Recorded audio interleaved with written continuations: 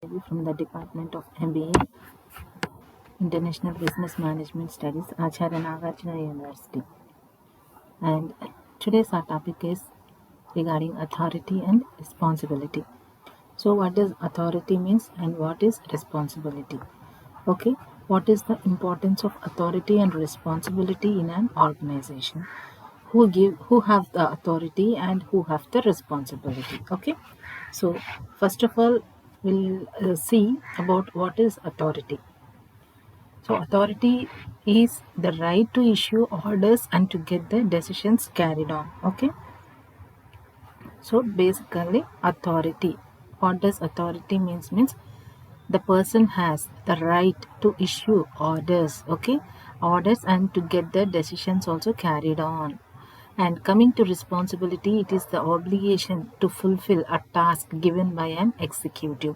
So superiors give orders to the subordinates, and it is the responsibility of the subordinate to fulfill the task or to accomplish the task. Okay, and authority vests with the managers, middle level managers, and the top level management. Okay, we know that we have three levels of management: top level, middle level, and lower level management. So, which levels have authority and which levels have responsibility? We all know that top level have authority, major authority. Afterwards, middle level management, and coming to responsibility, subordinates will be responsible for the task. Okay, and authority means in management, it is the right to guide and direct the action of others, and also it secures from them responses which are appropriate to the achievement of the goals of the organizations. And authority means it also includes the right to utilize organizational resources and to make decisions. So it is the right to act or to command. Okay, finally we can say that authority means decision making, utilization of resources, okay, and giving finally the instructions and implementing them in the organization. So these are the three basic things that were involved in the authority. Okay, means again I'm repeating: decision making, utilization of resources properly, okay, and the last one is giving directions and implementing those directions. Okay, and according to Simon, authority is the power to make decisions which guide the actions of others. Okay, here authority means persons, superiors, managers, they are having the power, okay, to make decisions, and also they will guide they will guide the subordinates to perform those activities. Okay, and authority means a power, a formal, institutional, or legal power in a particular job, function, or position. So, authority, we can see authority in a job function, job position. The job, particular job position only, they will have authority. For example, top level management, middle level management. Okay, the power vests with these people. Okay, and function or it has the legality. Authority means which is having a legal power, so that legal power is gained from the organization. Okay, the top level management, they will give authority, they will give legality to these job positions to perform the authority in the organization. Okay, and according to Louis Allen, authority is the sum of the powers and rights entrusted to make possible the performance of the work assigned. Okay, so authority means sum of the powers. So all the powers, the pertaining to that particular department, for a particular job position, the person. Okay, and rights entrusted to make possible the performance of the work assigned. So he has the right to exercise the powers in order to get the work done by the subordinates. Okay, so authority is the right to power. Okay, and as I said before, this authority involves right to make decisions. Okay, see, right to make decisions on problems, situations, and issues which are related to the activities assigned. Okay, and right to use resources for performing assigned activities in a satisfactory manner. Right to use resources means the availability of resources in the organization. Okay, they should be used properly.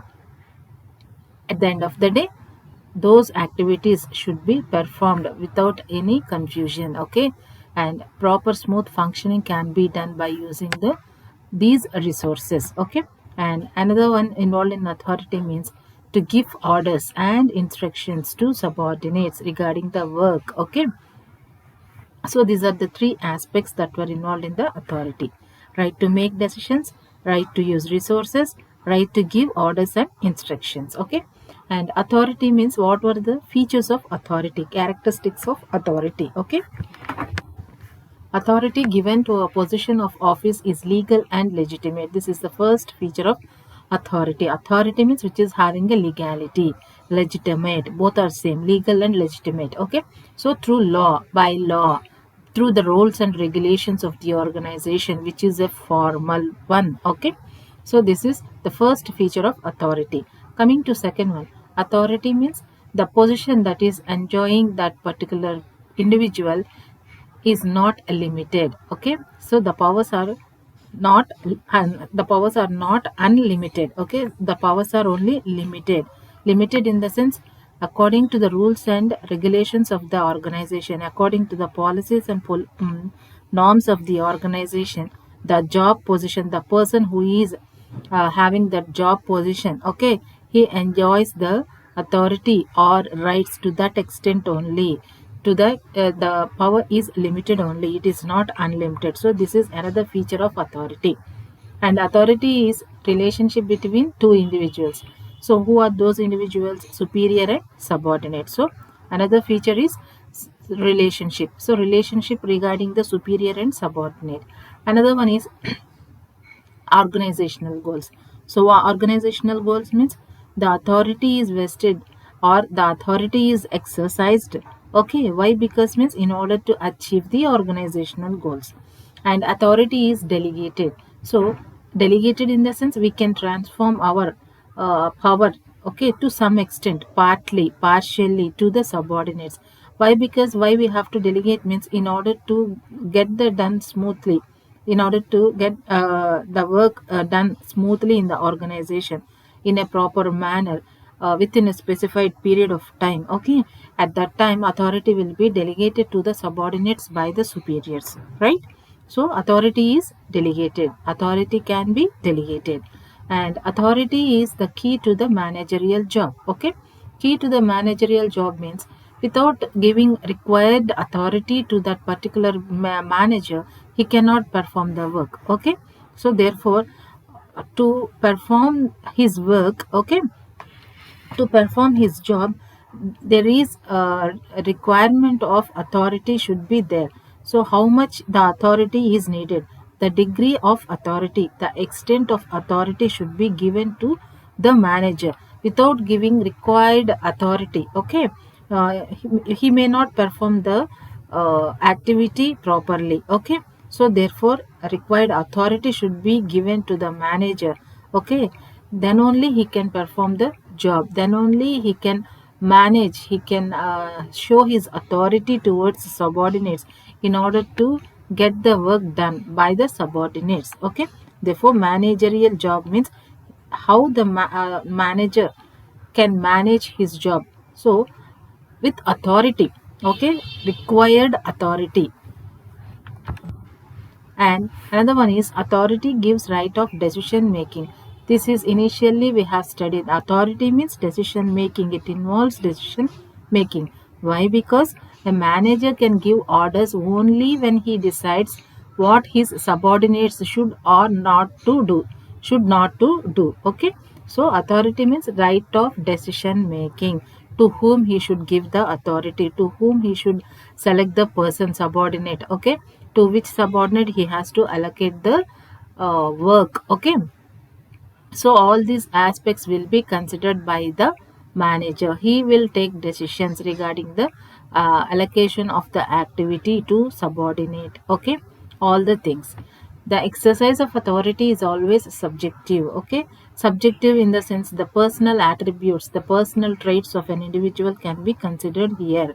Okay, so here The exercise of authority is always subjective. It means it is influenced by the personal traits of the person on whom it is used.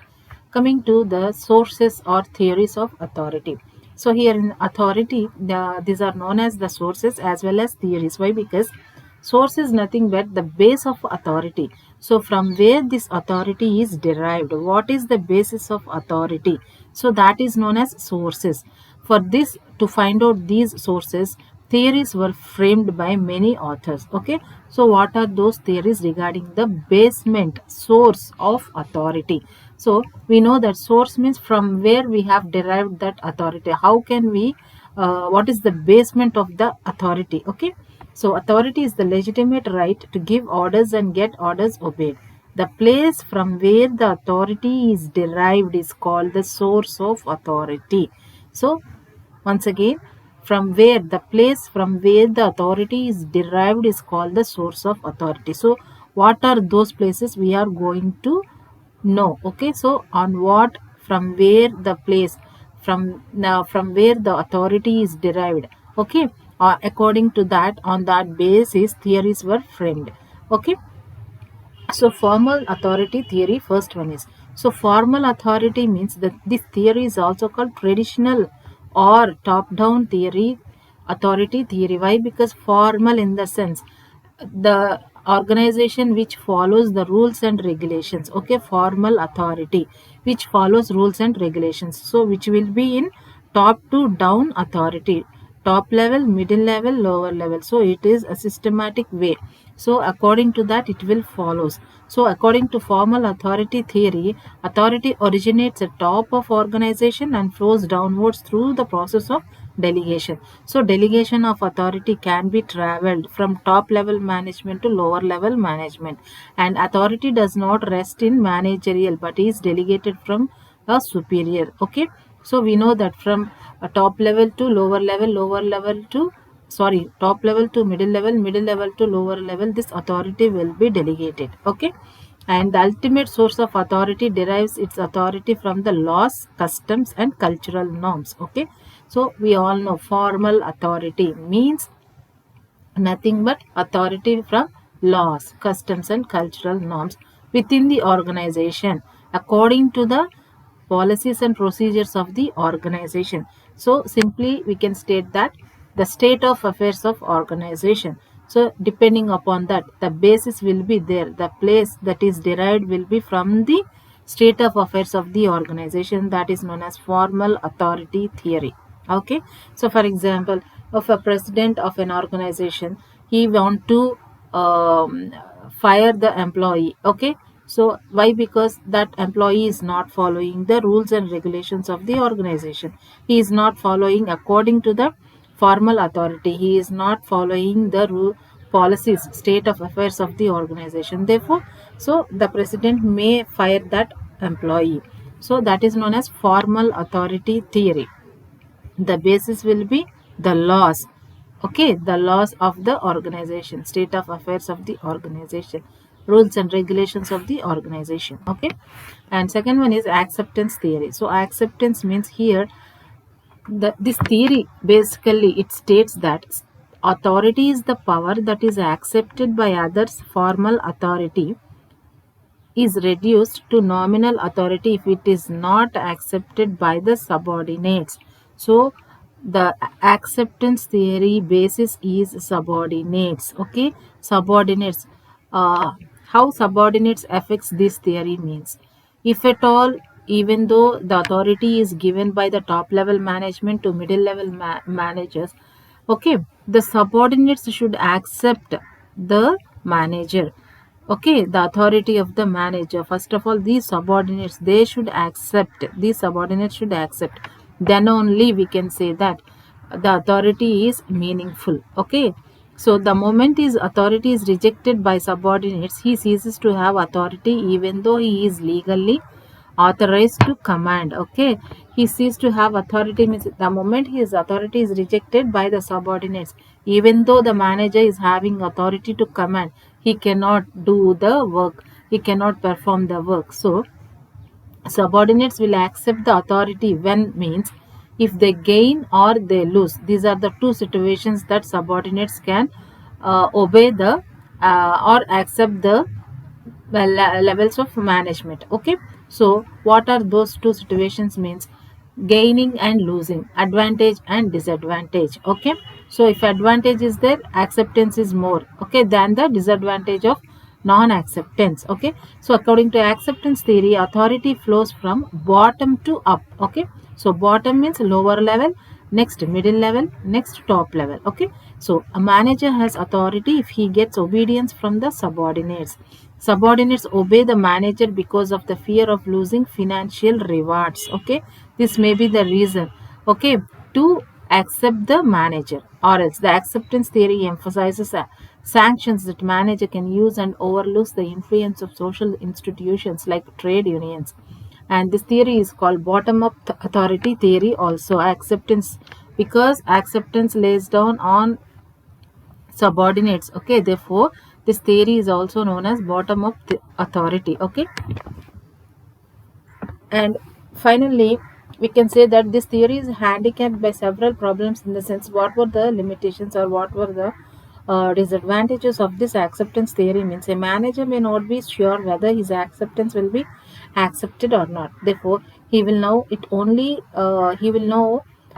when his orders are actually executed. So the subordinates accepted or not, the manager may not be known. So when he will know means whenever the activity is given to the subordinates and those subordinates have not performed it or not executed it actually, then he will be known that those subordinates are not accepting. So it is the persuasion of a manager which will ensure the acceptance of his orders. In this sense, it is the quality of leadership displayed by a manager which matters rather than authority exercised by him.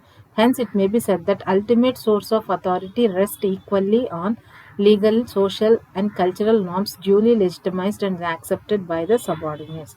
So, source of authority actually we can say that it the basis for source of authority should rest equally on legality. Okay, social and cultural norms also should be legalized and accepted by the subordinates. So the authority should be given, the source of authority should be made in such a way. Okay, like they should have a legality. Okay, and the other one is competence theory. So competence theory means it states that authority is possessed by a person on the basis of his personality. Okay, so competent person, qualified person, technical knowledge person, so these qualities can be acceptable. Okay, so this theory is known as competence theory. In the theory itself we will see the competence is nothing but knowledge, skills. Okay, all this comes under the competence theory.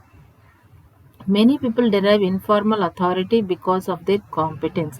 So, even though the organization has not appointed him, but due to these qualities, okay, the subordinates will follow the authority, or the subordinates will accept the authority of informal person also. Okay, so informal authority also. Why? Because of this competence is nothing but KSCs, knowledge, skills and abilities of a person, technical knowledge, qualities, personality. For example, there may be several engineers or scientists in an organization, but most competent among them may in time gain personal power quite independent of his position or office. So even though many people were there, some people will gain more power. Okay, why? Because of competence. Okay, so all the three theories have their utility. Okay, both for formal, okay, and acceptance and competence theory. So formal authority is basic for managerial job. Acceptance authority and competence authority are the products of leadership.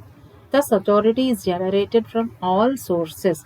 Okay, so if we want to follow what type of authority, what would be the source of authority means formal authority is the basic thing. Okay, why? Because if at all the manager is having a formal authority, then only he can perform the work. Okay, managerial job can be performed.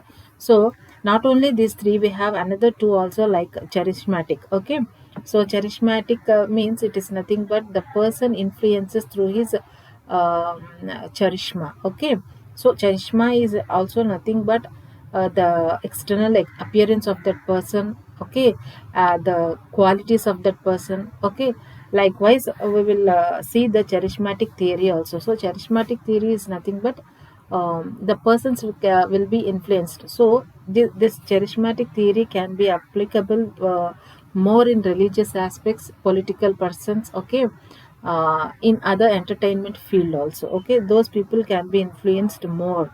For that, charismatic theory is also there, but it is not that much apt for the organizations. Okay, so basically, if we want to study the sources of theories means authority for all these three exist. Okay, but the basis to perform a managerial function, okay, a smooth functioning in the organization, means definitely formal authority should be there, along with the acceptance authority and competence authority. Okay, and coming to the limitations of authority. So what were the limitations of this authority?